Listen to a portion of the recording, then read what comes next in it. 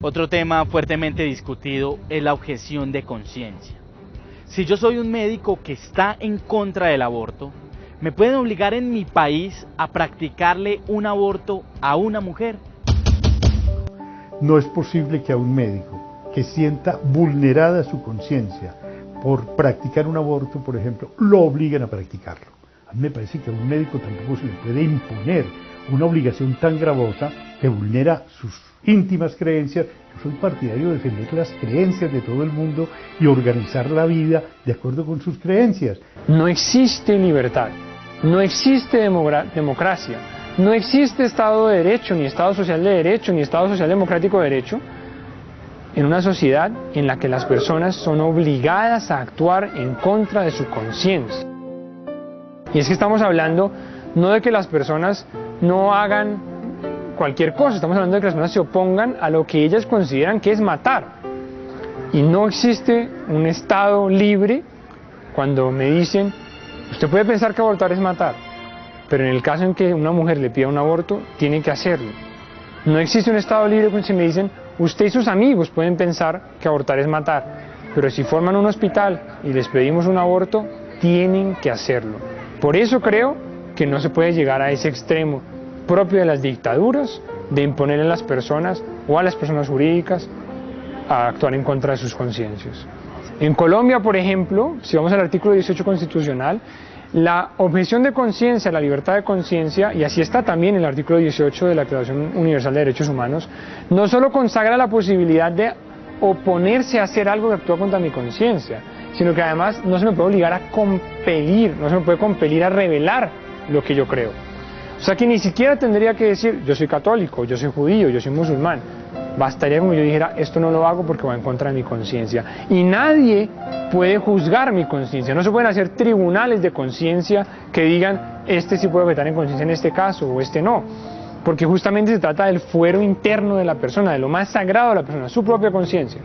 Lo más grave que un católico puede hacer es abortar, ayudar en el aborto, apoyar en un aborto. El Estado no nos puede obligar a que nuestra alma se condene, porque así lo sentimos, así a usted le parezca ridículo lo que estoy diciendo. Esa es la realidad, y para quienes creemos en eso, es aterrador que un Estado nos condene a eso. El Estado tiene que ser respetuoso. Si existe el libre desarrollo de la personalidad, mi personalidad es la de católica, y a mí no me pueden obligar a hacer algo que mi religión me dice que es lo más monstruoso que puedo hacer. No solamente a mí, sino a mis propiedades, porque es que yo no puedo ser católica y tener una cadena de prostíbulos, porque entonces no estaría siendo buena, porque mi religión me está enseñando que esos no son los valores correctos. Por lo tanto, yo no puedo tener una clínica donde me obliguen a hacer abortos, porque es exactamente lo mismo. Yo soy dueña de mis actos y también de mis actividades y de mis negocios, y eso es lo que el Estado pretende que no se valide, y me parece aterrador. Eso es lo más parecido a un Estado autocrático, horroroso. En el ejercicio de la medicina se nos plantean desafíos ante los cuales debemos, como médicos, tomar una postura en nuestro quehacer. Se me ocurren, por ejemplo, el aborto, la eutanasia, la experimentación con humanos. No son realidades sencillas ante las cuales podemos pasar indiferentes o ante las cuales podemos tener actitudes pasivas, sino que son realidades que nos comprometen en nuestro obrar y ante las cuales tenemos que tomar una postura. Tampoco son sencillas porque hay muchas influencias, sobre todo de medios de comunicación, de leyes, de políticas, que influencian nuestro actuar y quieren promover y condicionar el actuar médico. Por ejemplo, vemos cómo en muchos estados, con más frecuencia, se abren vías desde el punto de vista legal para promover y para condicionar la acción frente a estas situaciones. Entonces, nos tenemos que preguntar, ¿son realidades ante las cuales la vía legal o las leyes son las que nos deben decir qué hacer o qué no hacer? Yo creo que es importante que pongamos la mirada en la identidad y en la misión de nuestra profesión. No podemos descartar y olvidar los compromisos que hemos hecho desde el principio. Por ejemplo, el juramento hipocrático, que busca que nosotros nos comprometamos con el respeto a la vida en todas sus etapas, desde la concepción hasta el fin último. No podemos descartar los principios del hacer el bien y no hacer el mal. Quizá muchos profesionales se olvidan de esto, quizá muchos están condicionados por lo que es lo común o por lo que ya es legal. Pero lo que no podemos olvidar es que todos tenemos una conciencia, todos tenemos en nuestro interior unas convicciones que ninguna ley ni ninguna norma puede violentar y puede cambiarla. Negarse a cooperar al mal es un derecho y una obligación moral. Una vía para ello es la objeción de conciencia.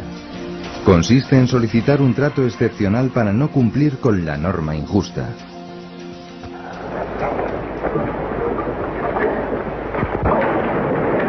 Je jure d'observer la Constitution et les lois du peuple belge. El rey Balduino de Bélgica ofreció un ejemplo heroico de objeción de conciencia cuando se negó a firmar la ley del aborto. Puso en juego su prestigio y su corona con tal de no refrendar lo que juzgaba injusto. La objeción de conciencia es un germen de moralización del derecho. Admitir la objeción de conciencia hace promover una sociedad que actúe más por motivos de conciencia que por motivos de pura conveniencia.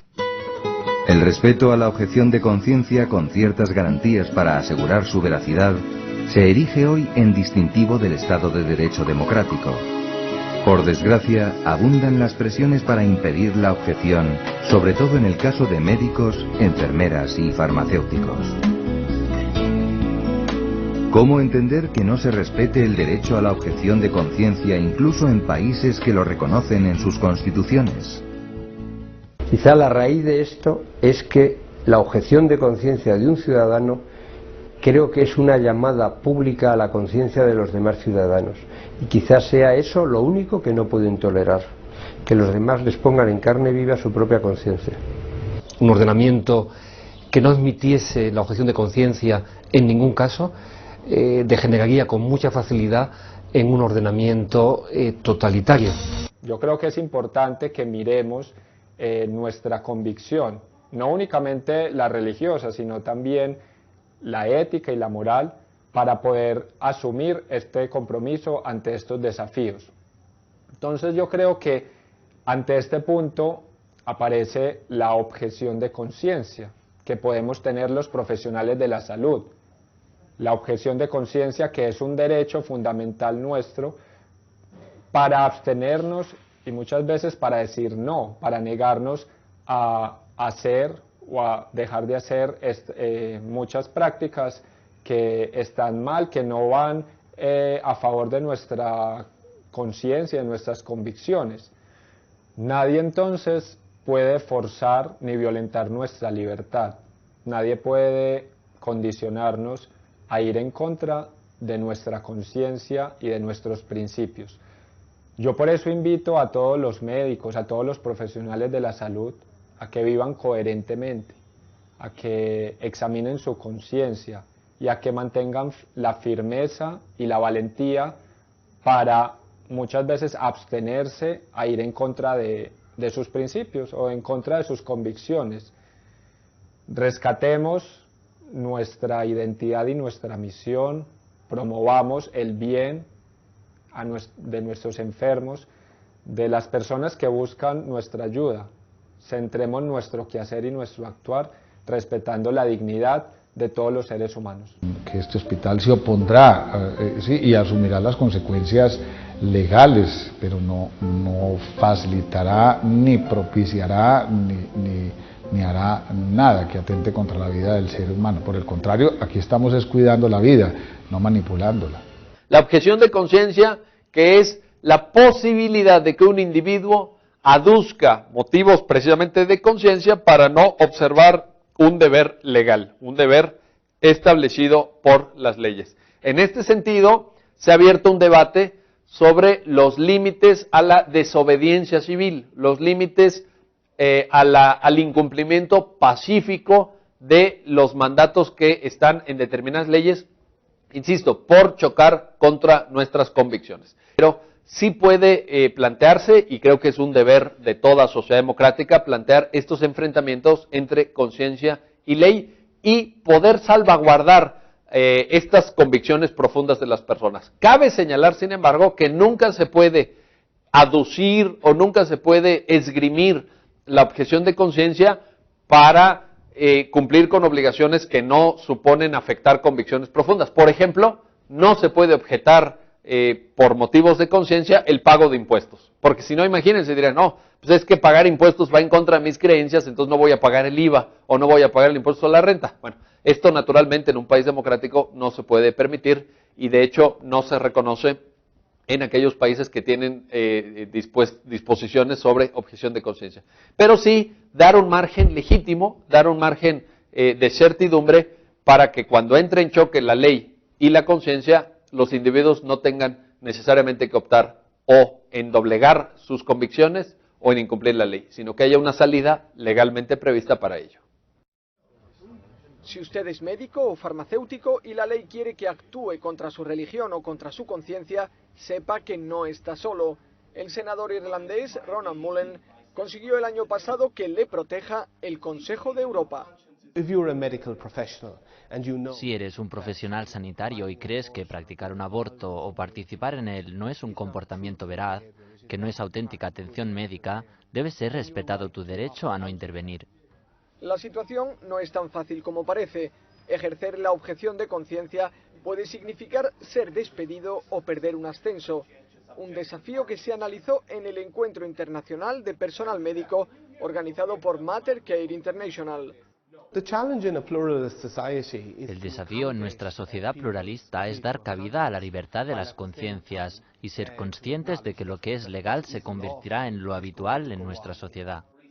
Un ejemplo es el informe McCafferty, redactado el año pasado por Christine McCafferty, política británica pro aborto. Ella pidió que el Consejo Europeo regulase la situación de quienes se oponen al aborto. Tras varias enmiendas propuestas por el senador Ronan Mullen y por otros, la propuesta cambió tanto que su autora votó en contra.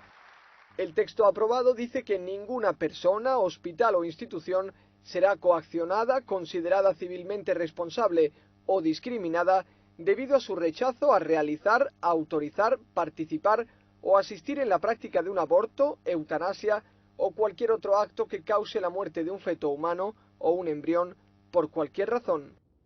Sin embargo, los conflictos entre la ley y la conciencia no se limitan al ámbito médico. En definitiva, el senador Mullen reconoce que hay progresos a favor de la objeción de conciencia, pero que aún queda mucho que hacer en todo el mundo.